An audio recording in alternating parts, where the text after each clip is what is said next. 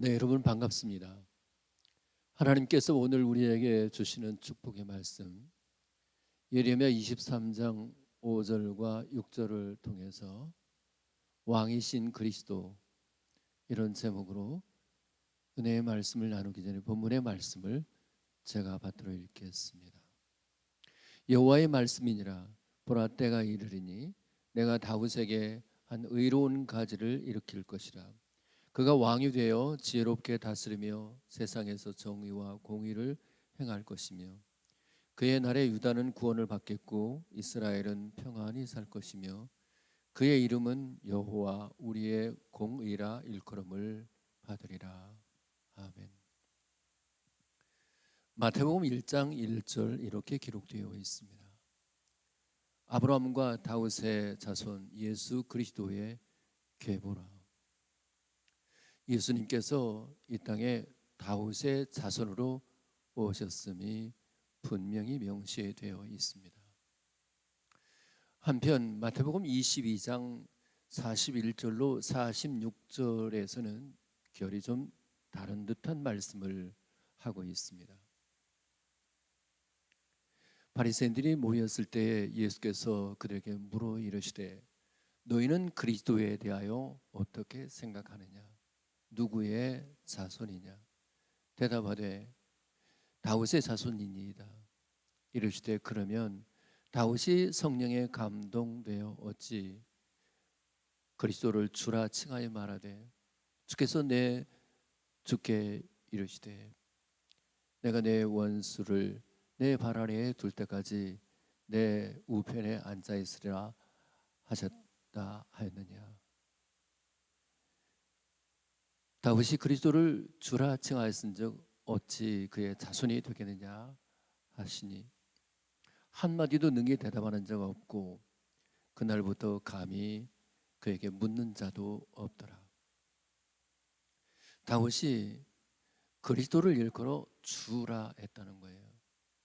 즉 그리스도를 하나님과 동등하신 분으로 고백했다라고 하는 것이죠.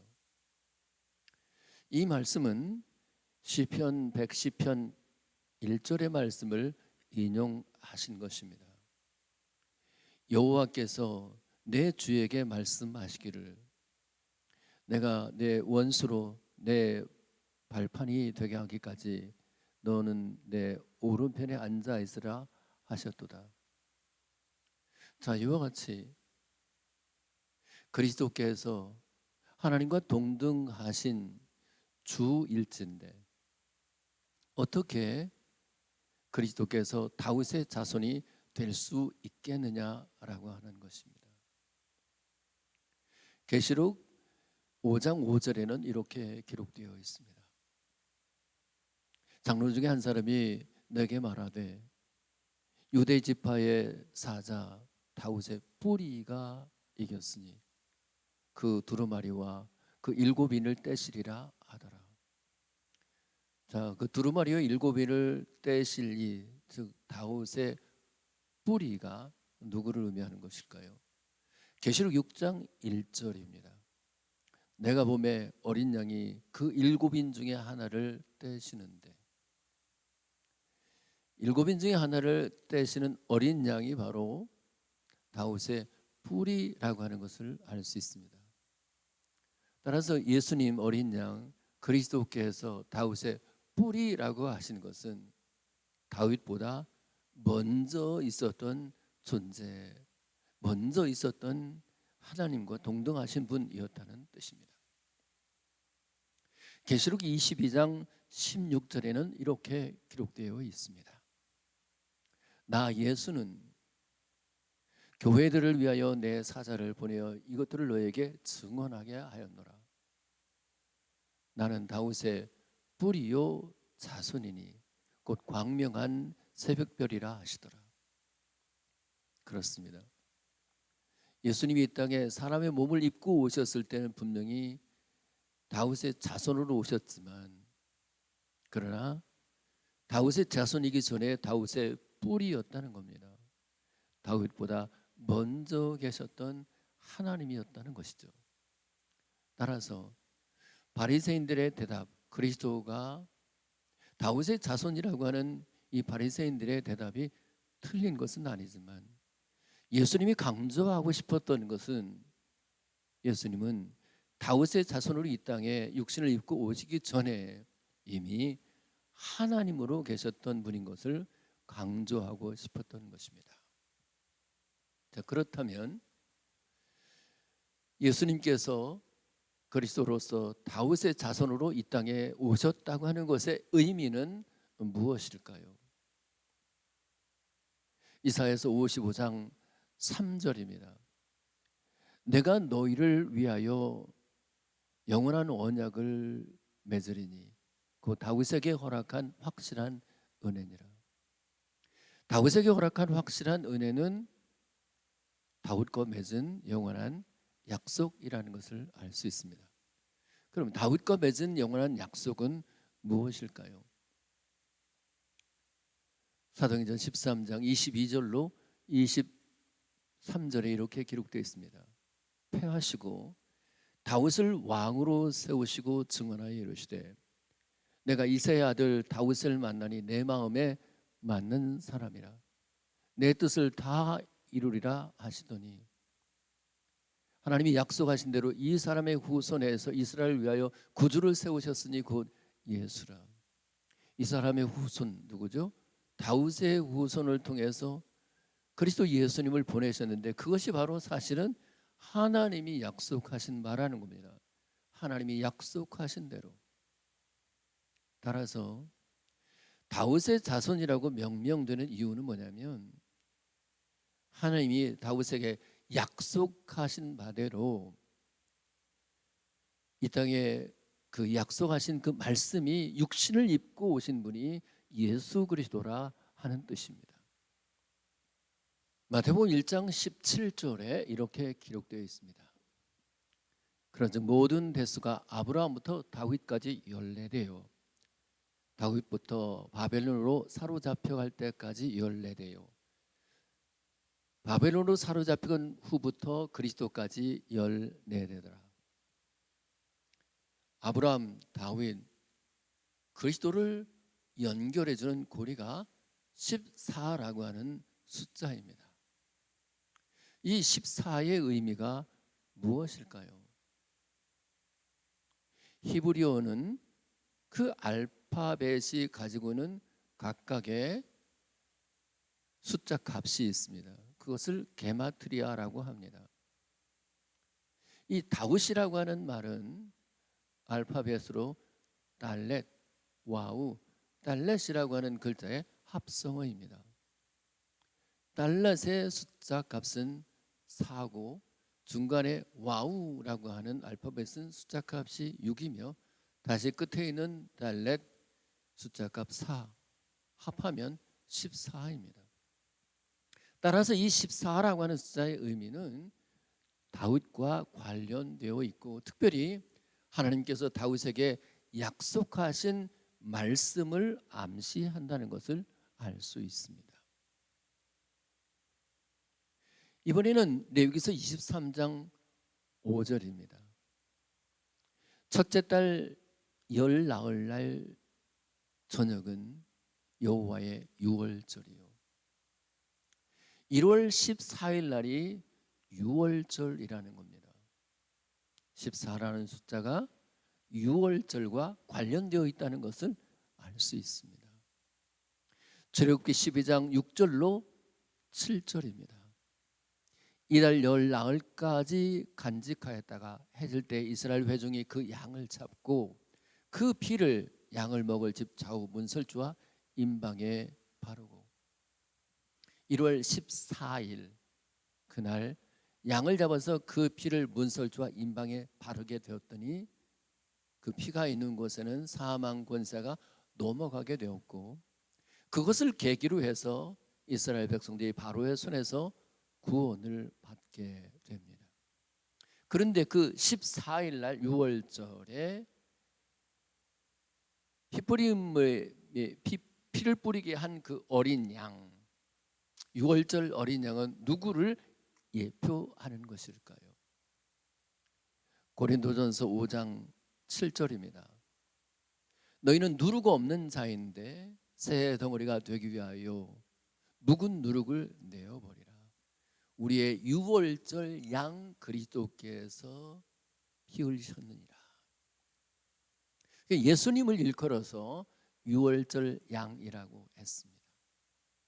따라서 이 14라고 하는 숫자는 다윗을 의미하기도 하고 다윗에게 약속하신 말씀을 의미하기도 하며, 그 말씀이 육신이 되신 예수 그리스도께서 우리를 위하여 속죄 제물로 죽으실 것을 암시한 숫자라고 할 수 있습니다.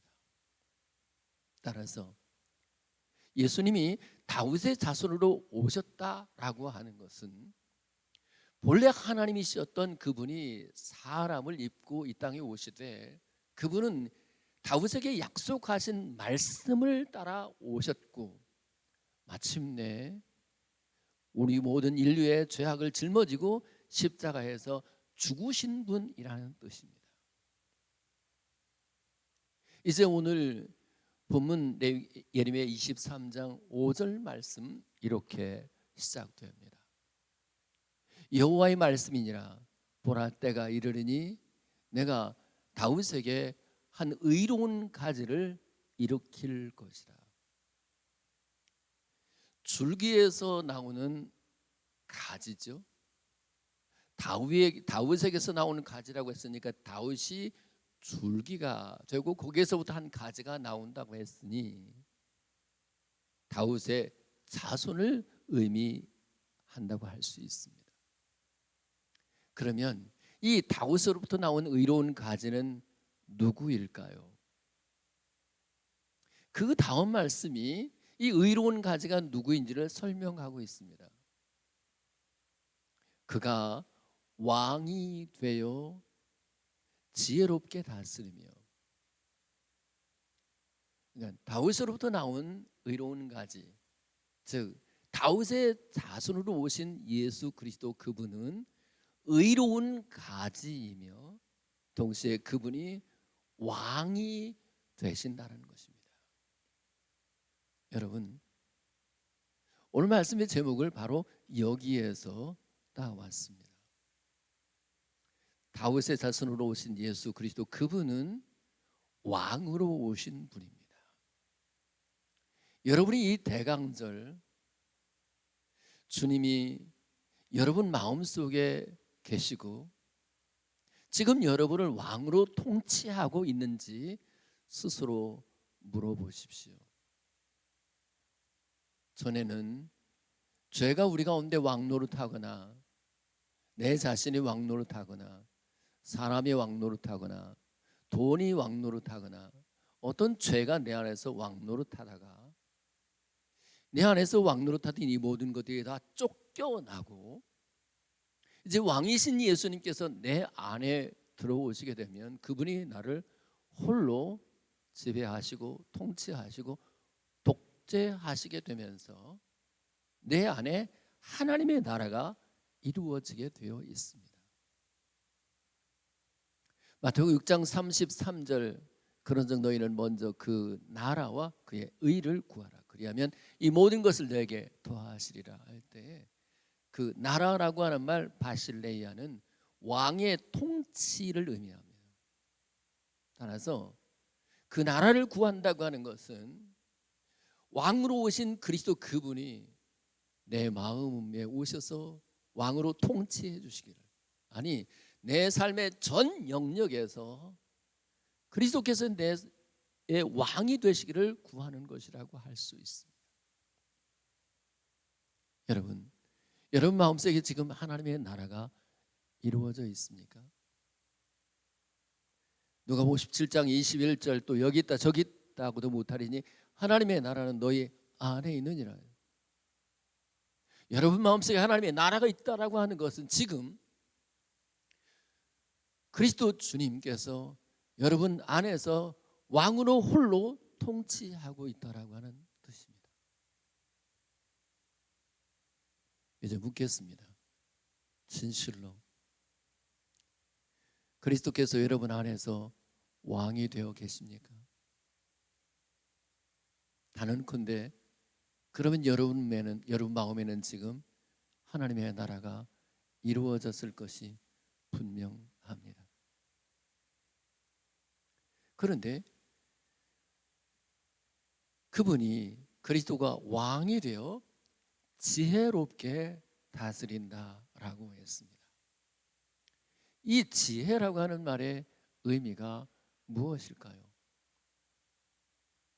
역대상 28장 19절입니다. 다윗이 이르되 여호와의 손이 내게 임하여 이 모든 일의 설계를 그려 나에게 알려주셨느니라. 하나님이 친히 손으로 설계를 그려서 알려주셨대요. 그 알려주시다라고 하는 단어가 오늘 본문의 지혜라고 하는 말과 똑같은 히브리어 샤칼입니다. 일반적으로 잠언에 등장하는 지혜라고 하는 말은 주로 호크마라는 단어를 쓰고 있는데 여기에서는 샤칼, 하나님이 알려주신 어떤 것으로 지혜롭게 되는 것, 그것이 바로 샤칼이라고 하는 말의 의미입니다. 그렇다면 하나님이 다윗에게 설계도를 그려 알려주신 것이 무엇일까요? 역대상 28장 11절입니다. 다윗이 성전의 복도와 그 집들과 그 곡간과 타락과 골방과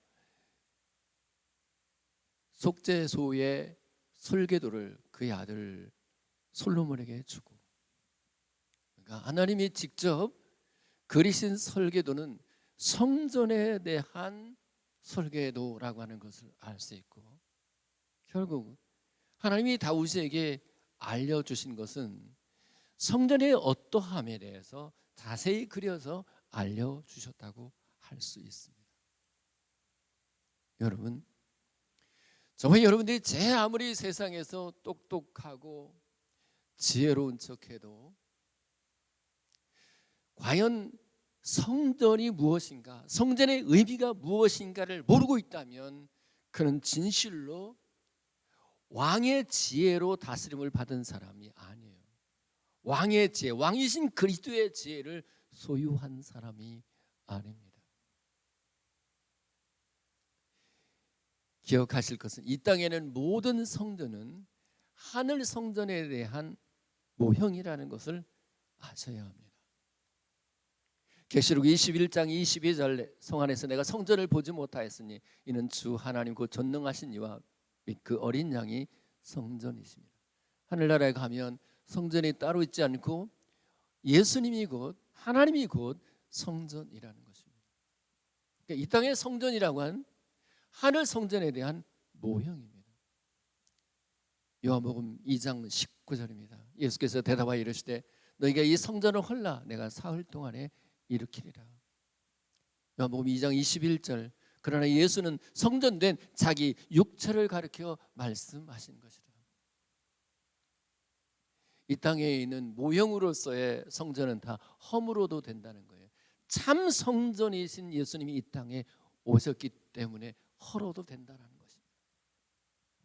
여러분 기억하십시오. 예수님이 이 땅에 성전으로 오셨다고 하는 사실을 알지 못하면 그는 결코 지혜로운 사람이 아닙니다. 그는 그리스도의 지혜로 다스림을 받은 사람이 아닙니다. 기억할 것은 성전의 기능이 무엇인가 하는 것입니다.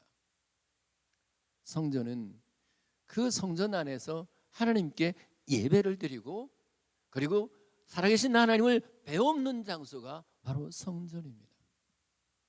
그런데 왕이신 예수님께서 우리에게 그 지혜로 가르쳐 주신, 알려주신 것은 뭐냐면 예수님이 성전이기 때문에 성전 되신 예수님 안으로 들어가야만 하나님 받으시는 예배를 할 수 있고, 그 예수님 안에 들어가야만 비로소 하나님을 배울 수 있다라고 하는 뜻입니다. 에베소서 2장 21절 22절입니다. 그의 안에서 건물마다 서로 연결하여 주 안에서 성전이 되어가고 너희도 성령 안에서 하나님의 거하실 처소가 되기 위하여 그리스도 예수 안에서 함께 지어져 가느니라. 함께 지어져 가는 이 성전은 틀림없이 교회입니다. 에베소 1장 23절 교회는 그의 몸이니 만물 안에서 만물을 충만케 하시는 이의 충만함이니라. 예수님이 성전인 것처럼 그의 몸된 교회가 바로 성전입니다. 우리 주님은, 왕이신 주님의 가장 큰 소원은 바로 주님의 몸된 교회 성전이 건축되기를 바라시는 것에 있습니다. 스가랴 6장 12절 후반절에 이렇게 기록되어 있습니다. 보라, 싹이라 이름하는 사람이 자기 곳에서 돋아나서 여호와의 전을 건축하리라. 여기서 싹이라고 하는 단어가 오늘 본문에 의로운 가지라고 할 때 그 가지라고 하는 단어와 똑같은 단어입니다. 의로운 가지며 싹이신 그리고 왕이신 주님의 간절한 소원이 뭔지 아세요? 이 땅에 주님의 몸된 교회가 건축되는 것입니다. 참 성전인 주님의 교회가, 주님의 몸이 세워지는 것입니다. 여러분, 왕이신 예수님의 통치를 받는 사람은 이와 같은 마음에 예수님의 마음을, 예수님의 갈망을 가지게 되어 있어요. 하나님, 나를 통해서 내가 섬기는 교회가 아름답게 건축되게 하옵소서. 교회가 건축된다는 것은 사람이 세워져 가는 것입니다. 하나님, 나를 통해서 사람들이 교회로 함께 세워져 갈 수 있게 해 주옵소서. 나를 주의 교회를 건축하는 도구로 써 주시옵소서. 이것이 저와 여러분 마음속에 있는 그리스도의 심장, 그리스도의 마음, 갈망이 되기를 예수님의 이름으로 축복합니다. 고린도전서 1장 22절부터 24절에 이렇게 기록되어 있습니다. 유대인은 표적을 구하고 헬라인은 지혜를 구하나 우리는 십자가에 못 박힌 그리스도를 전하니 유대인에게는 거리끼는 것이요 이방인에게는 미련한 것이로되 오직 부르심을 받은 자들에게는 유대인이나 헬라인이나 그리스도는 하나님의 능력이요 하나님의 지혜니라. 여러분, 왕이신 예수님께서 우리에게 가르쳐 주신 지혜가 뭔지 아세요? 바로 십자가입니다. 사실은 우리 주님은 전능하시기 때문에 그 능하신 힘으로 일거에 사망 권세를 깨뜨릴 수 있는 분입니다. 그런데도 주님은 예수님 자신이 십자가에서 죽으실 뿐 아니라 다시 살아나심으로써 사망 권세를 이기셔요. 여기에 바로 선으로 악을 이기시는 십자가의 지혜가 있습니다. 악을 악으로 대하지 마십시오. 왕이신 예수님께서 우리에게 가르쳐주시는 가장 귀한 지혜는 십자가의 지혜입니다. 무엇보다도 요한복음 12장 24절 하늘의 미련이 땅에 떨어져 죽지 않으면 하늘 그대로 있고 죽음이 많은 열매를 맺느니라.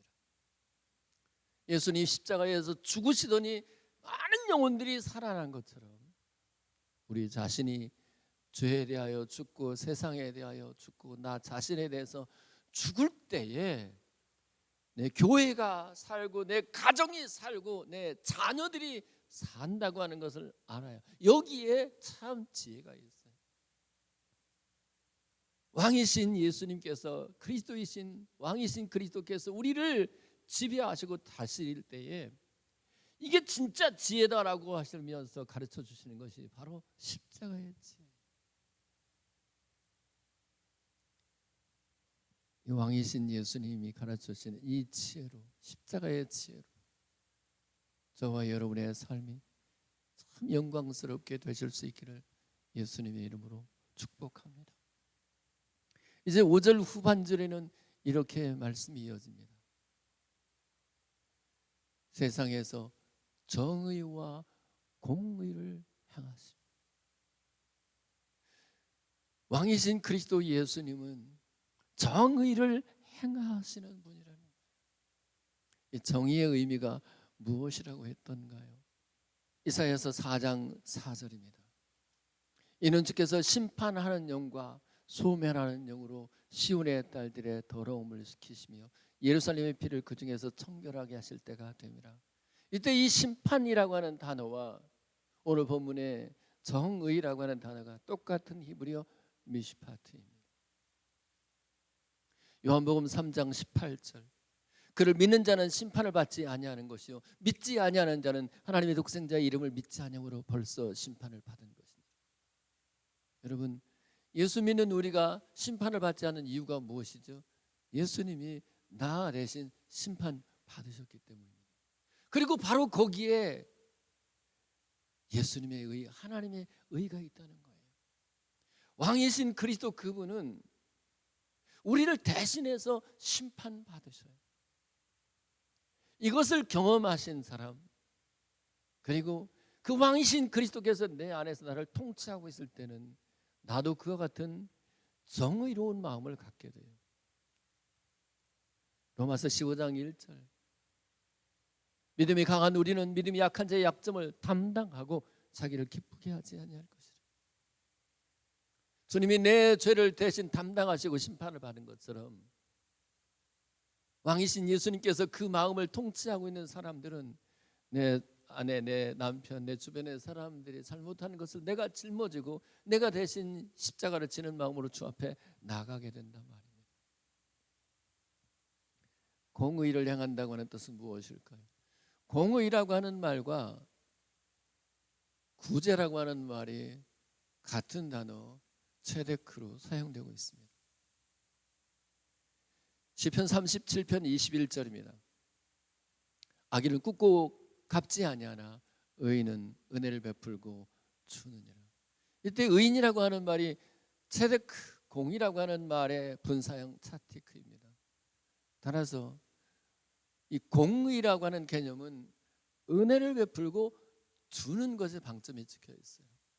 요한복음 3장 16절, 하나님이 세상을 이처럼 사랑하사 독생자를 주셨으니 이는 그를 믿는 자마다 멸망치 않고 영생을 얻게 하려 하십니다. 하나님이 가장 귀한 아들 예수님을 우리를 위해서 내어주시는 것, 거기에 공의가 있습니다.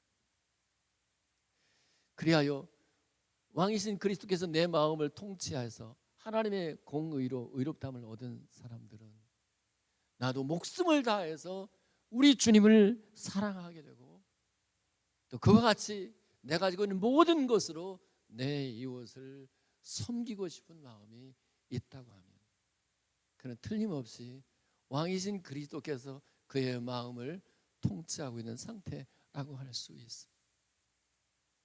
여러분은 지금 정의를 그리고 공의를 행하고 있습니까? 그러면 왕이신 그리스도께서 지금 여러분 마음속에 있다 할 수 있습니다. 이제 오늘 본문 6절은 이렇게 이어집니다. 그의 날에 유다는 구원을 받겠고 이스라엘은 평안히 살 것이며. 유다가 구원을 받는 것과 우리가 구원을 받는 것은 동일한 것입니다. 왜 그렇습니까? 아브라함이 이삭을 낳고 이삭이 야곱을 낳고 야곱이 유다와 그의 형제를 낳고 이 유다 아브라함의 자손이잖아요. 그런데 갈라디아서 3장 7절에 그런즉 믿음으로 말미암은 자들은 아브라함의 자손인 줄 알지어다. 저와 여러분들이 사실은 이 본문에 나오는 유다 백성에 속한다고 할 수 있고, 당연히 유다가 구원을 받는다고 하는 것은 곧 오늘 우리가 구원을 받게 되었다라고 하는 뜻입니다. 무엇으로부터 구원입니까? 마태복음 1장 21절 아들을 낳으리니 이름을 예수라 하라. 이는 그가 자기 백성을 그들의 죄에서 구원할 자이십니다. 죄로부터 구원받은 거예요. 여러분, 이 죄로부터 우리를 구원하시기 위해서 아들 예수님이 십자가에서 죽으셨다고 하는 것을 기억하면, 죄로부터 구원받은 사람들은 분명한 특성 하나가 있어요.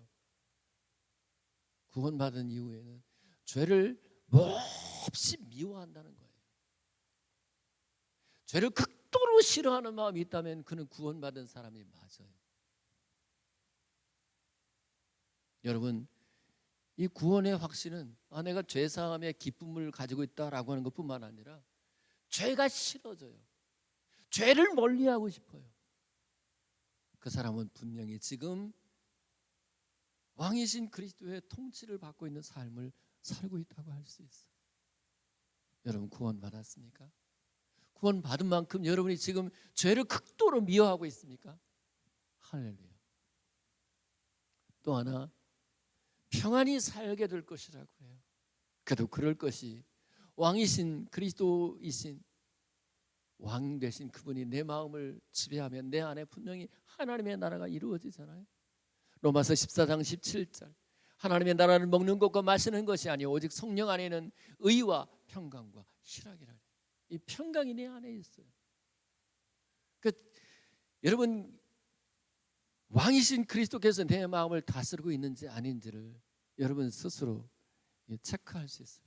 내 안에 평안이 있는지, 그리고 내가 그 평안을 내 주변의 사람들과 나누고 있는지, 화평케 하고 있는지. 그래서 말씀을 맺을게요. 이 대강절에 예수님은 그리스도의 자손으로 이 땅에 오셨다고 하는 것을 확신하고 있어야 돼요. 그것은 하나님께서 사람의 모습으로 오셨다고 하는 뜻이고, 다윗의 자손으로 오셨다고 하는 것의 의미는 하나님이 다윗에게 약속하신 말씀이 육신을 입고 이 땅에 오셨다는 거예요. 근데 그분이 다윗에게서 한 의로운 가지를 일으킨다 했으니 다윗의 자손으로 오신 것이 본문에서 분명하게 설명되어 있습니다. 그런데 그분이 왕이 되어 지혜롭게 다스린다 그랬어요. 그 지혜 중에 지혜가 뭐라고 했던가요? 성전이 어떠한가, 참 성전이 무엇인가 하는 것을 깨닫는 거예요. 예수님이 참 성전인 것을 아는 사람, 그 사람이 지혜로운 사람이에요. 그리고 몸낸 교회를 건축하는 것이야말로 왕이신 그리스도의 간절한 소망인 것을 아는 사람은 지혜로운 사람이에요. 왕이신 그분이 우리를 정의로 통치하시고 공의로 통치하실 때 내게 더 이상 심판이 없게 하시고, 예수 그리스도 하나밖에 없는 아들 예수님을 나를 위해서 주심으로 내가 하나님의 의로 의로워졌다, 이 확신을 가지고 있다면 여러분은 왕이신 그리스도의 통치를 받고 있는 사람입니다.